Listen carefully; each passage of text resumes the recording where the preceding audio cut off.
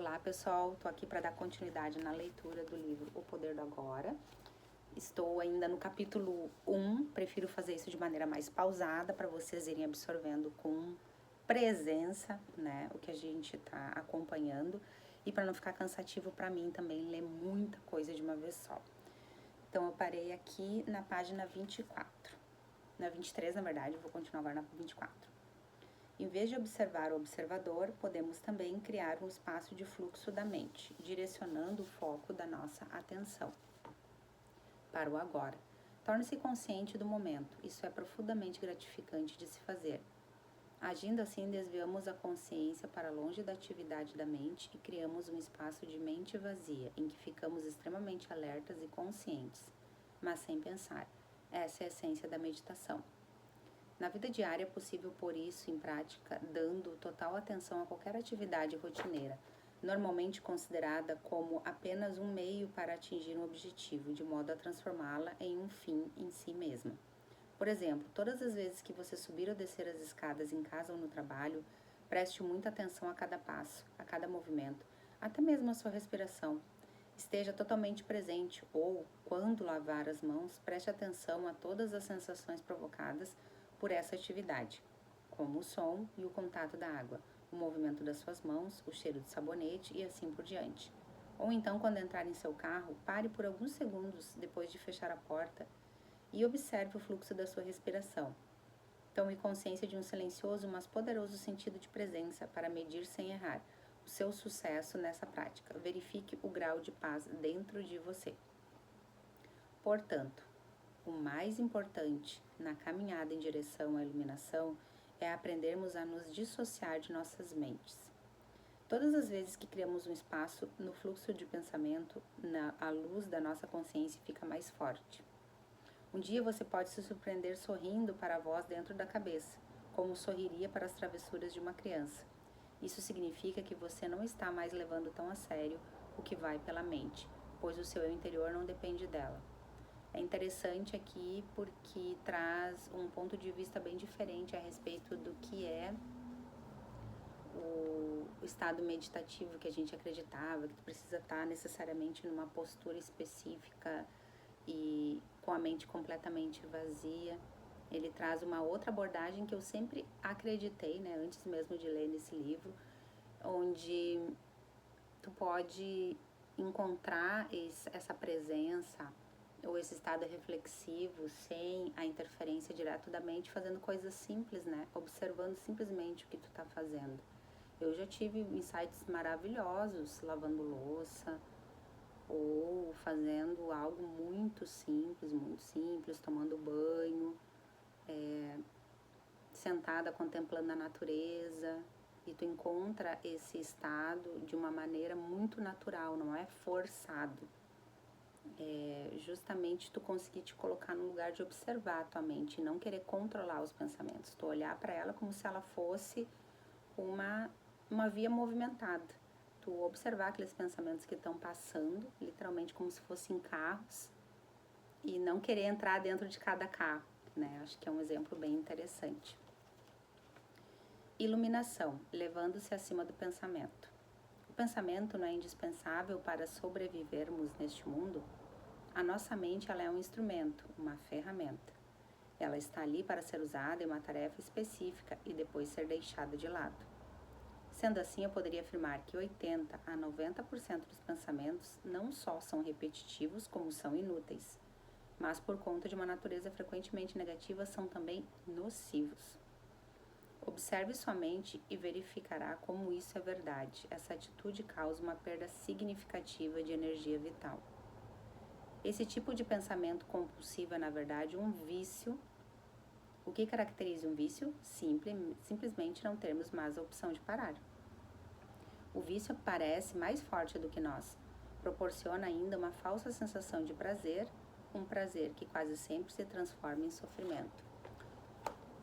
Se você parar para observar essa questão de estar pensando incessantemente, muitas vezes a gente associa a produtividade também, né? Nossa, para eu ter um resultado bom, diferente, Master Blaster, eu tenho que estar pensando o tempo todo. E aqui também ele traz esse convite para desconstruir esta ideia, né?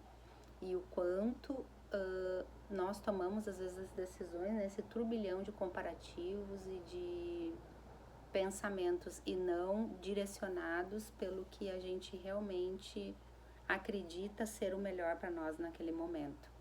E são opções simples, né? Desde o que você vai escolher para tomar de café da manhã até realmente onde você vai colocar a tua energia, a tua atenção, a tua vida, o teu tempo que é precioso, como um serviço que você está prestando ou um trabalho que você está escolhendo fazer naquele momento. Por que temos de ser viciados em pensar? Porque estamos identificados com esse processo, já que a percepção do eu interior tem origem no conteúdo e na atividade de nossas mentes. Acreditamos que deixaríamos de existir se parássemos de pensar. No processo de crescimento, construímos uma imagem mental de nós mesmos baseada em nosso condicionamento pessoal e cultural. Podemos chamar isso o fantasma pessoal do ego. Consiste em uma atividade mental e só pode ser mantida através do pensar constante. A palavra ego tem sentidos diferentes para pessoas diferentes, mas aqui significa um falso eu interior, criado por uma identificação inconsciente com a mente. Para o ego, o momento presente dificilmente existe. Só o passado e o futuro são considerados importantes. Essa total inversão de verdade explica por que, para o ego, a mente não é totalmente funcional. O ego está sempre preocupado em manter vivo o passado, porque pensa que sem ele não seríamos ninguém, e se projeta no futuro para assegurar a continuação de sua sobrevivência e buscar algum tipo de escape ou satisfação lá adiante. Ele diz assim: um dia, quando isso ou aquilo acontecer, vou ficar bem, feliz, em paz.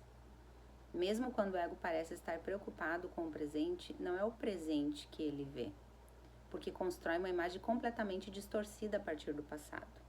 Ou então reduz o presente a um meio para obter o fim desejado, um fim que consiste em um futuro projetado pela mente. Observe sua mente e verá que é assim que ela funciona. Pausa para respirar, porque isso é um treino diário. Por mais que você tenha uma boa caminhada no autoconhecimento, na autopercepção, na autorregulação, no gerenciamento das tuas emoções, quando você se distrai, você se percebe sendo guiada pela mente novamente, né? Então, é sobre você saber dar essa pausa, respirar e olhar para o que você está pensando e o quanto você está se sufocando nesses pensamentos todos e entender aonde que está o ponto de realidade, onde está o ponto de preocupação excessiva com o futuro e identificação com o passado, né? Acontece alguma coisa e tu fica ali, deixa eu buscar aqui no passado como é que eu agi. Tu não vai ter um bom resultado, porque tu vai estar te direcionando por um lugar aonde tu pensava diferente e tu tinha um ponto de vista diferente do que você tem hoje. E a presença vai te trazer uma resposta muito mais assertiva. O momento presente tem a chave para a libertação, mas você não conseguirá percebê-la enquanto você for a mente, ou enquanto você acreditar que é a mente, porque você não é a tua mente. Não quero perder a minha capacidade de analisar e criticar. Não me importo em aprender a pensar de forma mais clara, com um sentido mais direcionado. Mas não quero perder esse dom, que considero o bem mais precioso que temos. Sem ele, seríamos apenas mais uma espécie animal. Isso, na verdade, é só a mente argumentando, né? E fazendo uma pergunta. Eis que o autor responde. O predomínio da mente é apenas um estágio na evolução da consciência. Precisamos urgentemente passar ao próximo estágio. Senão seremos destruídos pela mente, que se transformou em um monstro. Falarei sobre isso em detalhes mais adiante. Pensamento e consciência não são sinônimos. O pensamento é um pequeno aspecto da consciência. O pensamento não consegue existir sem a consciência. Mas a consciência, ela não necessita do pensamento. A iluminação significa chegar a um nível acima do pensamento e não ficar abaixo dele, ao nível de um animal ou de uma planta. No estado iluminado, continuamos a usar nossas mentes quando necessário, mas de um modo mais focalizado e eficiente. Assim, utilizando nossas mentes com objetivos práticos, não ouvimos mais o diálogo interno involuntário e sentimos uma enorme serenidade interior.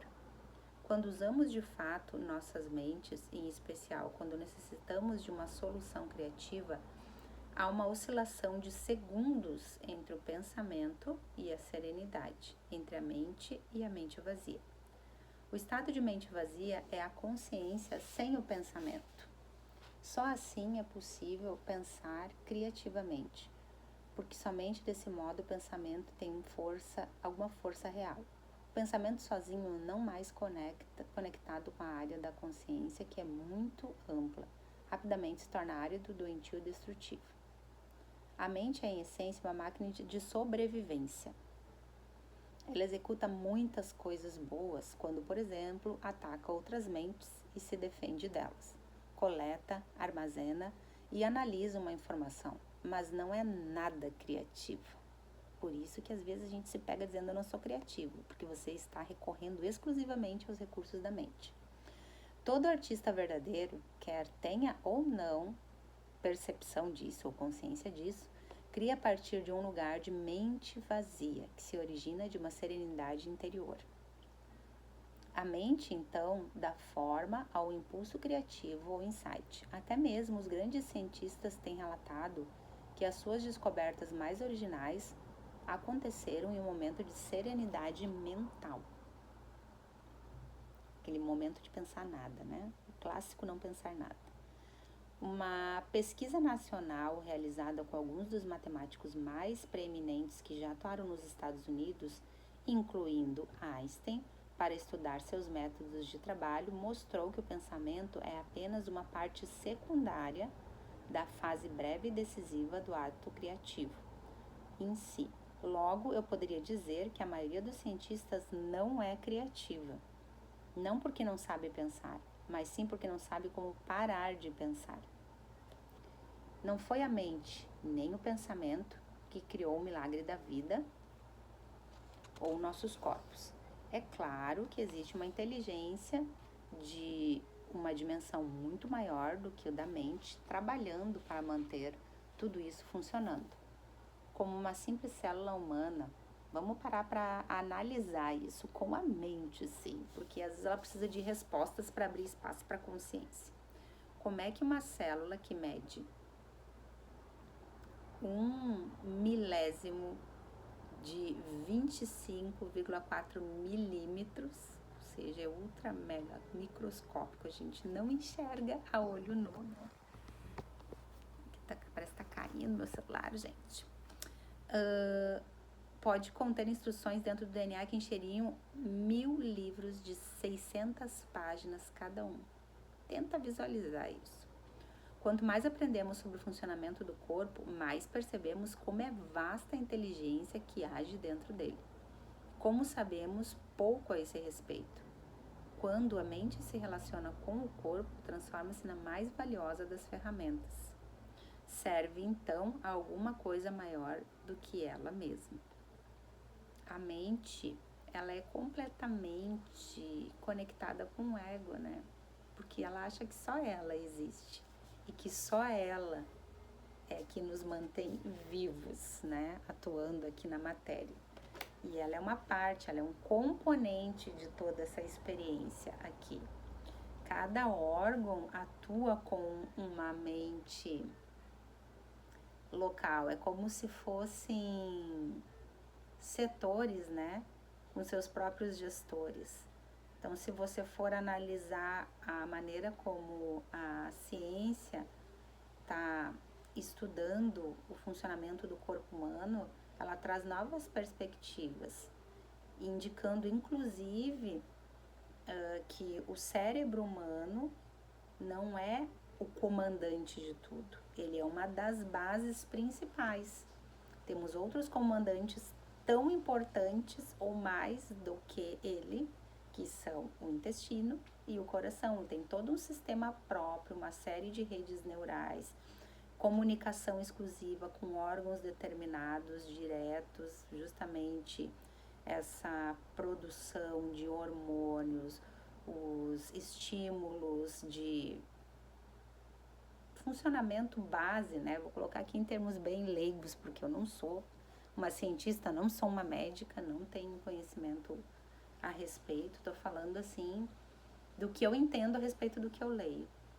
Então, é a gente lembrar, né? Resgatar essa percepção com relação ao corpo, a outros pontos que tem uma inteligência tão importante quanto o cérebro. Emoção, a reação do corpo à mente. E quanto às emoções, elas me dominam muito mais do que a minha mente. A mente, no sentido em que emprego o termo, não é apenas o pensamento. Ela inclui as nossas emoções, assim como todos os padrões de reações mentais e emocionais inconscientes. A emoção nasce no lugar onde a mente e o corpo se encontram. É a reação do corpo à nossa mente, ou podemos dizer, um reflexo da mente em nosso corpo. Por exemplo, um pensamento agressivo ou hostil vai acumulando aos poucos uma energia no corpo, a raiva. O corpo está se preparando para lutar. Já a ideia de que nos encontramos sob uma ameaça física ou psicológica faz com que o corpo se contraia, que é a manifestação física daquilo que chamamos de medo. As pesquisas têm demonstrado que as emoções fortes causam até mesmo mudanças na bioquímica do corpo. Essas mudanças bioquímicas representam o aspecto físico ou material da emoção. Em geral, não temos consciência de todos os nossos padrões de pensamento. Só é possível trazê-los à consciência quando observamos nossas emoções.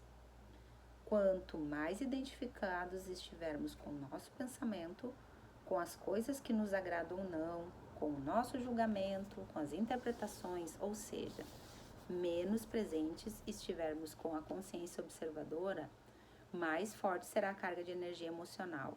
Tenhamos ou não consciência disto. Quando a gente está muito grudado nessa ideia de querer ficar classificando tudo, é uma maneira muito fácil de identificar quando você está totalmente voltado para a mente. Lembrem que o próprio autor fala que isso no começo, e isso interfere, fato. Eu já pude observar na minha vida isso, né, de maneira prática. A gente deixar a mente à frente de todas as circunstâncias do nosso dia a dia, tu chega no final do dia esgotado, porque ela fica o tempo todo fazendo análises, né, como se fosse um computador. E em cima dessas análises, ela dá uma resposta bioquímica para o nosso corpo, ela nos causa uma sensação. Assim como acontece o contrário também, as sensações que a gente tem e que a gente não para observar e elaborar, vão voltar para a mente registradas de uma maneira totalmente distorcida e vão criar os gatilhos emocionais que a gente conhece, que vão trazer respostas iguais, padrões e situações iguais. Se você não consegue sentir as suas emoções, se as mantém à distância, terminará por senti-las em um nível puramente físico, como um sintoma ou um problema físico. Muito se tem escrito a respeito disso nos últimos anos, portanto, não precisamos nos aprofundar no assunto.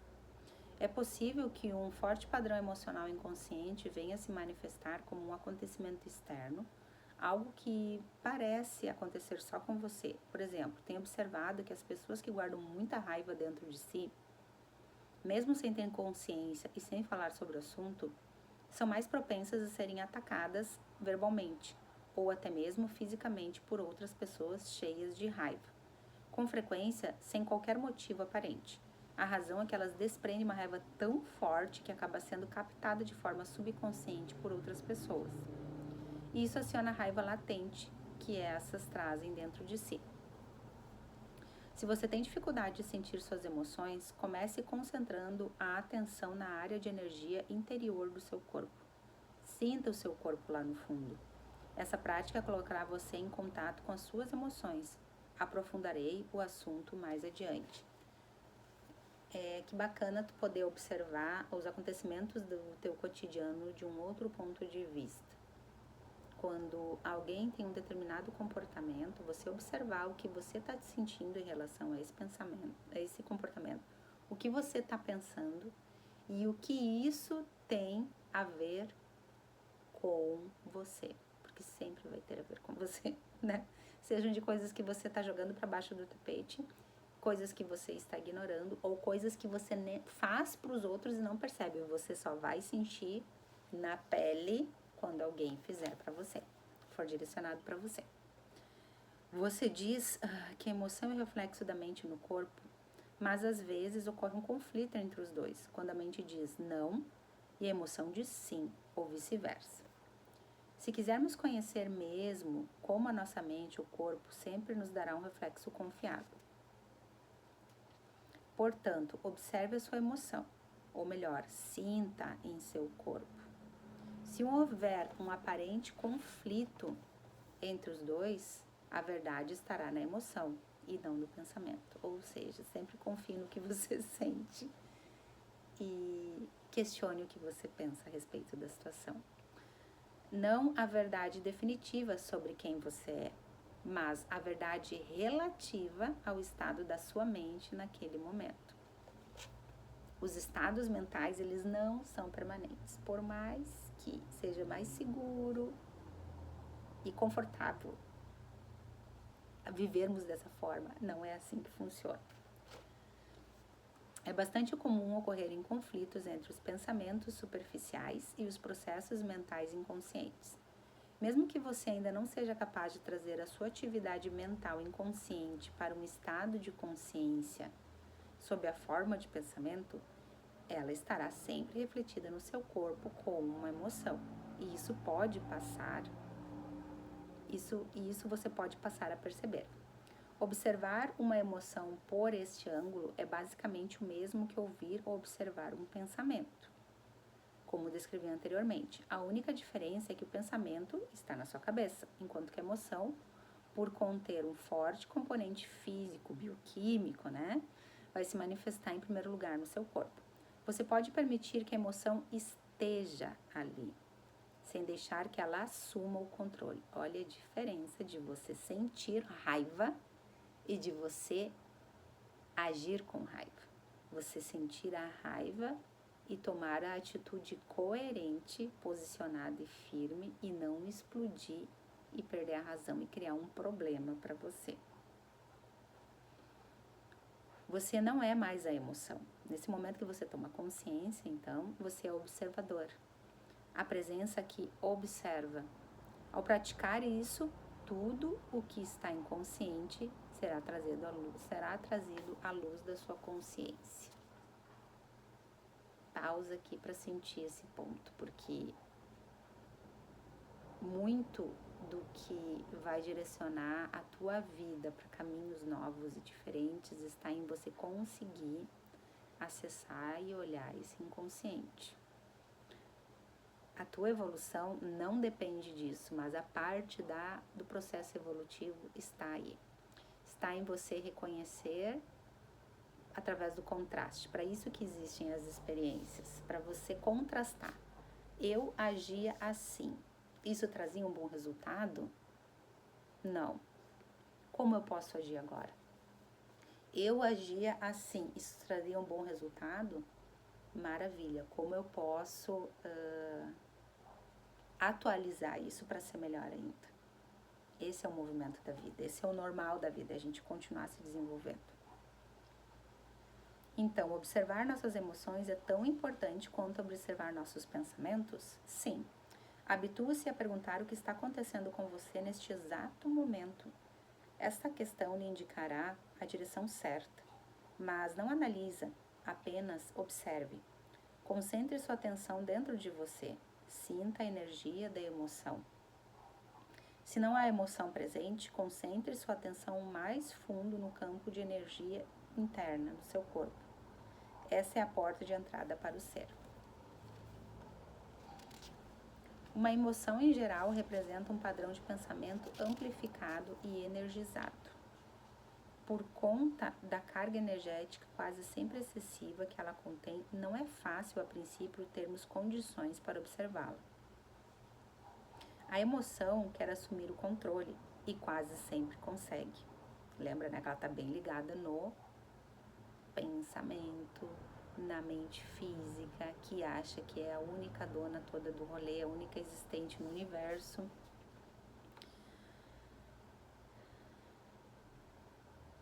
Me perdi aqui, gente. Se você for empurrado para uma identificação inconsciente com a emoção, ela se tornará temporariamente você. É comum se estabelecer um círculo vicioso entre o pensamento e a emoção, porque um alimenta o outro. O padrão do pensamento cria um reflexo amplificado de si mesmo na forma de uma emoção, fazendo com que a frequência vibratória desta permaneça alimentando o padrão de pensamento original. Ao lidar mentalmente com a situação, acontecimento ou pessoa que é identificado como causadora da emoção, o pensamento fornece energia para a emoção, a qual, por sua vez, energiza o padrão de pensamento e assim por diante. Ou seja, vira um looping onde você fica colocando a culpa no outro e você nunca vai achar uma porta de saída nesse labirinto. Basicamente, todas as emoções são modificações de uma emoção primitiva não diferenciada, cuja origem é a perda de percepção de quem somos por trás do nome e da forma.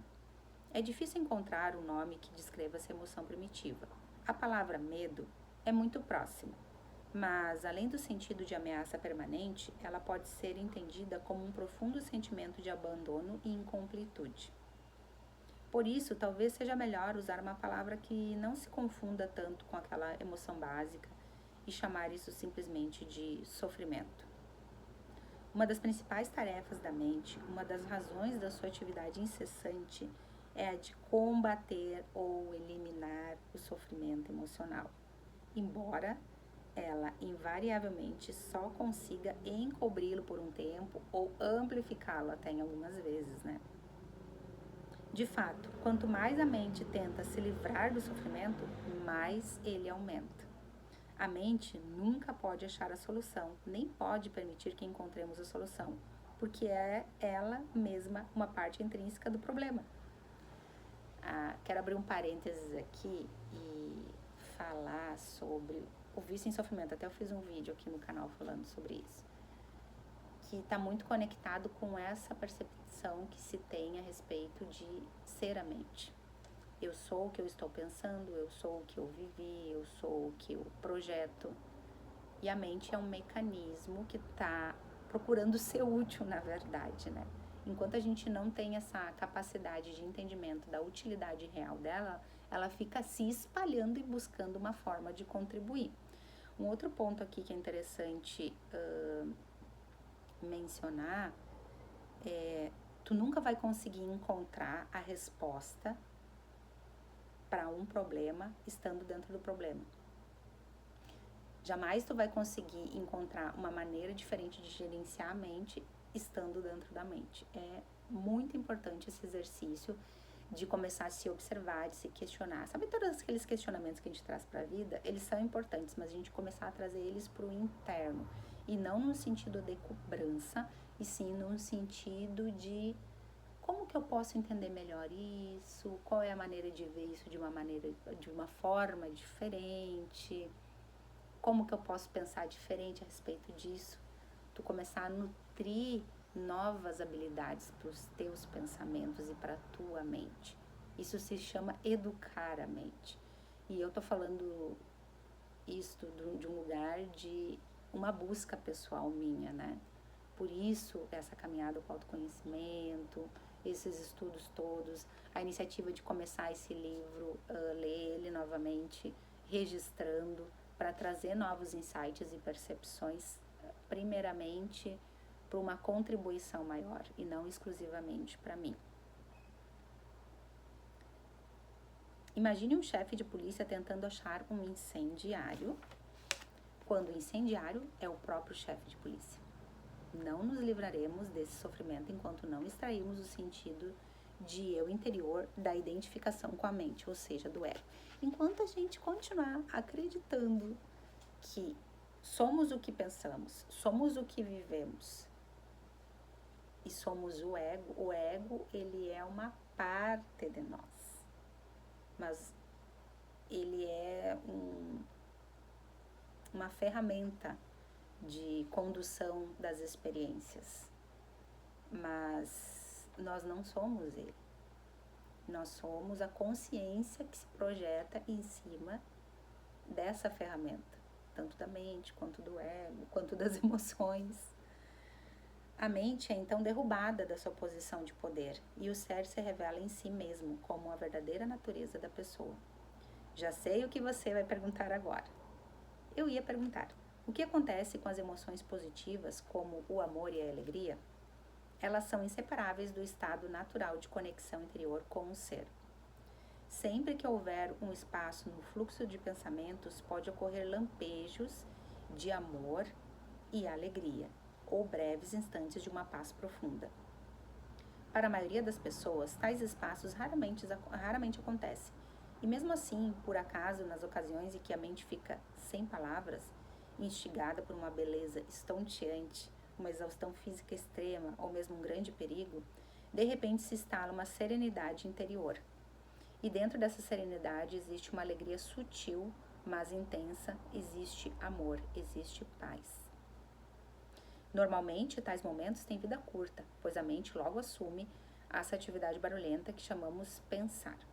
O amor e a alegria e a paz não conseguem florescer a menos que tenhamos nos livrado do domínio da mente.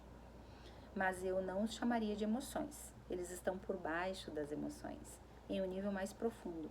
Portanto, precisamos nos tornar plenamente conscientes de nossas emoções e sermos capazes de senti-las, antes de sermos capazes de sentir aquilo que está além delas. A palavra emoção significa literalmente desordem. A palavra vem do latim emovere, que significa movimentar. O amor, a alegria e a paz são estados profundos do ser, ou seja, eles são intrínsecos à nossa natureza.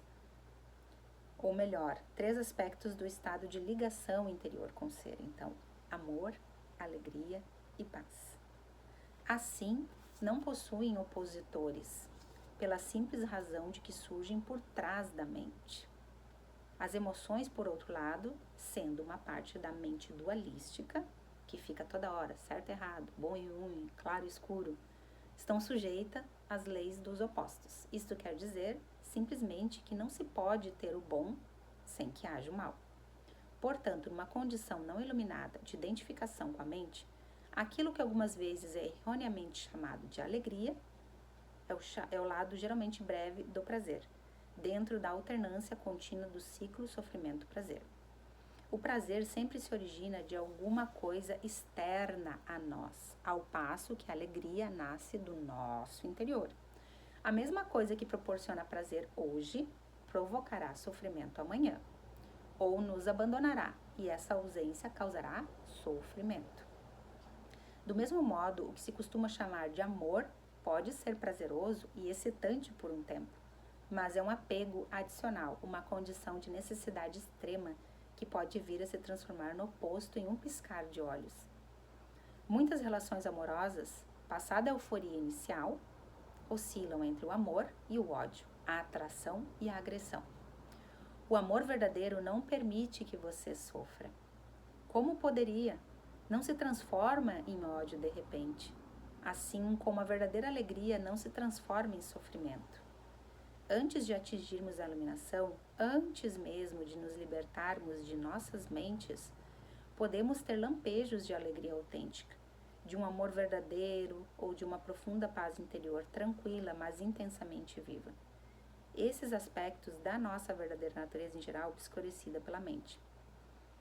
Mesmo dentro de uma relação normal de dependência, é possível haver momentos em que podemos sentir a presença de algo genuíno, incorruptível. Mas serão somente lampejos, a serem logo encobertos pela interferência da mente. Você poderá ficar com a impressão de que teve alguma coisa muito valiosa, mas a perdeu, ou a sua mente pode lhe convencer de que tudo não passou de uma ilusão. A verdade é que não foi uma ilusão e você também não perdeu nada. Esse algo valioso é parte do seu estado natural. Pode haver encoberto, mas nunca ser destruído pela mente. Mesmo quando o céu está totalmente coberto, o sol não desapareceu. Ainda está lá por trás das nuvens. Esse capítulo ele fala por si. Eu quero aproveitar e partilhar de uma experiência, aliás, várias experiências que eu tive, né, ao longo da minha vida e que me trouxeram um aprendizado muito profundo. O quanto a gente está conectado com a mente nos coloca num ciclo intenso de vício e sofrimento em relação a diversas coisas. Nesse capítulo fala um pedacinho ali sobre a busca pelo prazer ou achar que a conexão com a alegria está em alguém ou em alguma situação. E por isso que nós, seres humanos, vivemos boa parte da nossa vida conduzidos pelos vícios, né? E os vícios não necessariamente eles precisam ser totalmente destrutivos, mas eles podem sim nos destruir. E vamos começar por uma coisa que a gente acha super normal, né, dentro da convivência da sociedade, assim, né, do social, que são as relações afetivas íntimas, né, onde a gente fica buscando alguém para trazer aquela faísca que a gente se sinta sendo o nosso melhor, a nossa melhor versão, e inebriado por isso, né, ou mergulhado nessa ilusão, a gente acredita que ali tá a felicidade, ali tá a alegria, e na verdade ali é muito superficial, porque tu tá projetando na outra pessoa e a outra pessoa tá projetando em você. E não demora muito tempo para essa euforia inicial entrar num estado de vida real, onde tu vai enxergar o outro com todas as suas limitações e com os seus desafios pessoais, e você começa a se enxergar também dessa forma e perceber no outro essas tuas vulnerabilidades. E o que a gente faz? A gente ataca. A gente não consegue olhar para isso com verdade, com inteireza, para fazer uma separação entre o que realmente queremos manter e acolher e transformar dentro da gente mesmo, e a gente começa a colocar a responsabilidade e a culpa no outro. E aí é um dos pontos, né? Fora a gente buscar essa maneira de amortecer, né, de anestesiar através de comida, através de bebida, a dependência excessiva nas relações familiares, seja com pai e mãe, seja com filho, seja com marido, e com amigos também, né? A gente depositar todo o sentido da nossa vida no trabalho. O trabalho, ele é fonte de contribuição, ele é fonte de relação com o dinheiro, e ele é fonte de aperfeiçoamento, mas ele não pode ser o único motivo da nossa existência. E eu tô passando por um momento que tá me trazendo muito aprendizado nesse sentido. Quem é a Denise quando ela não é útil? Quando ela não é servil? E quando ela não está resolvendo nada? É sobre a gente enxergar o valor real e ver a alegria. E quando eu falo disso eu me emociono, porque eu aprendi a acessar esse estado de gratidão por mais que a situação às vezes esteja completamente fora do que a gente gostaria, que a gente entende como merecimento, mas tu te relacionar com essa gratidão, a gratidão pelo ar que eu respiro, a gratidão pelo céu que tá aqui azul, ou se tá chovendo, ou sol, pela maneira que eu tô construindo a minha história, inclusive reconhecer e aceitar os erros, reconhecer e valorizar os acertos, né? E se ver grande, independente do que está acontecendo nesse momento.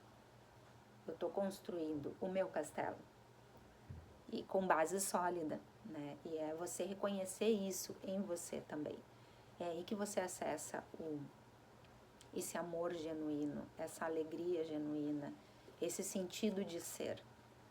Quando a gente escuta as pessoas falando, vós sois deuses, é tu lembrar desse poder que tu tem diante da tua vida.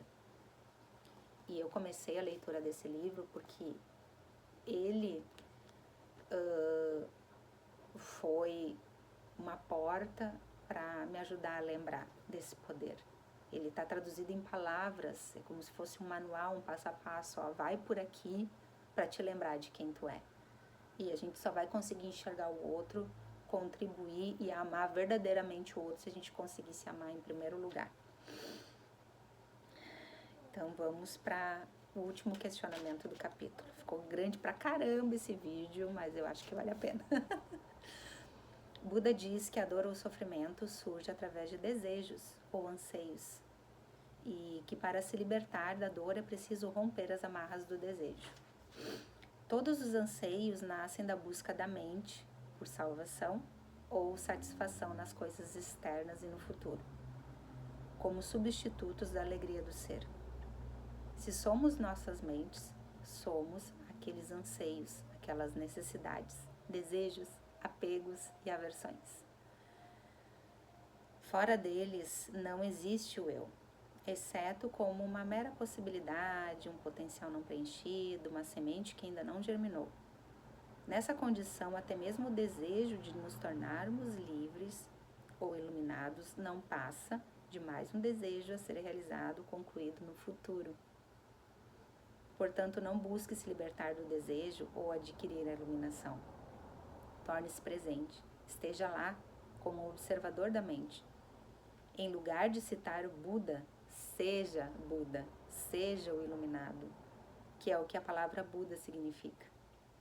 Os seres humanos têm vivido enredados pelo sofrimento por séculos, desde que decaíram do estado de graça. Penetraram no domínio do tempo e da mente e perderam a percepção do ser. Nesse momento, começaram a se perceber como fragmentos sem sentido em um universo estranho, sem conexão com a fonte e com o seu semelhante. Enquanto estivermos identificados com as nossas mentes, o que significa dizer enquanto estivermos inconscientes e espiritualmente, o sofrimento será inevitável. Refiro-me aqui ao sofrimento emocional, que é também a causa principal do sofrimento físico e da doença.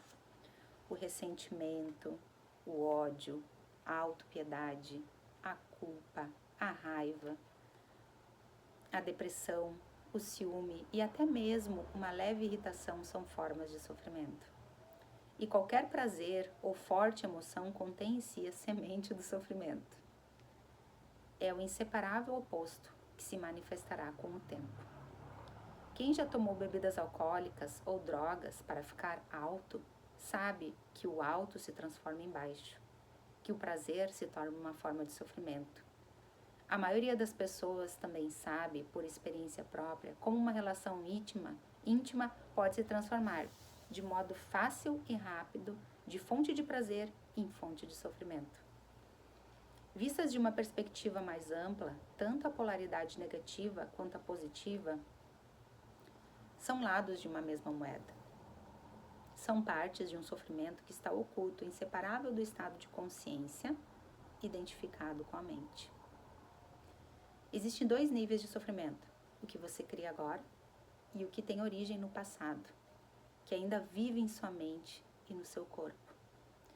Deixar de criar sofrimento no presente e dissolver o sofrimento do passado. É sobre isso que desejo falar com você agora. Aqui termina o capítulo 1, então.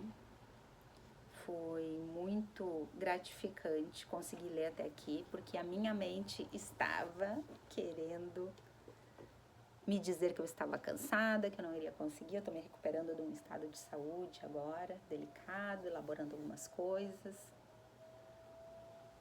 E eu sou muito grata por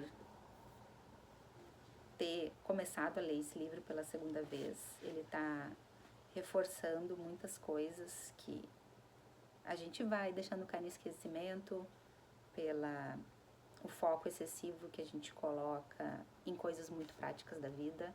É importante a gente entrar nessa harmonia de saber o momento de estar mais focado no material, de saber o momento de estar mais focado nessa presença interior e conseguir trazer essa percepção sempre de observar tudo que está acontecendo no nosso dia a dia.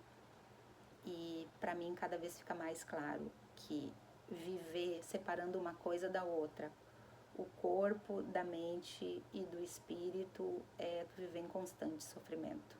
É tu começar a aceitar todas essas partes de ti, a importância de você olhar para todas elas e saber o momento de evocar cada uma delas, né?